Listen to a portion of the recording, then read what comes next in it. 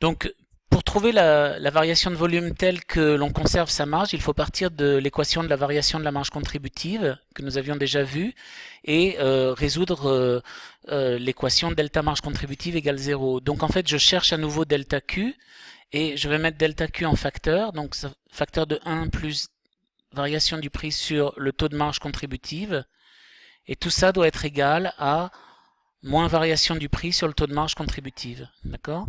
Alors, je vous propose de multiplier en fait les deux termes de l'équation par taux de marge contributive.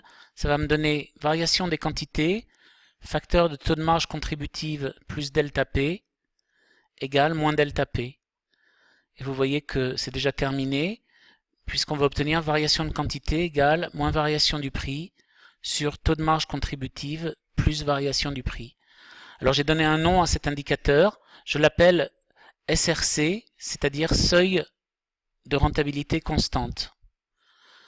Autrement dit, il calcule la variation de volume théorique telle que l'on conserve la marge quand on fait varier le prix.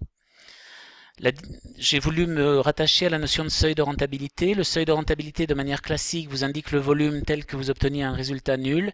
Là, c'est la variation de volume telle que la variation du résultat soit nulle, autrement dit, telle que l'on conserve son résultat initial. Si vous appliquez cette formule à notre simulation pour laquelle la variation du prix était de moins 10% et le taux de marge contributive 20%, vous allez obtenir SRC égale moins 10% divisé par 20% moins 10%. Donc ceci vous donne plus 10% sur plus 10%, c'est-à-dire 1, c'est-à-dire 100%. On voit en l'occurrence qu'il aurait fallu doubler le volume pour conserver la marge contributive en valeur.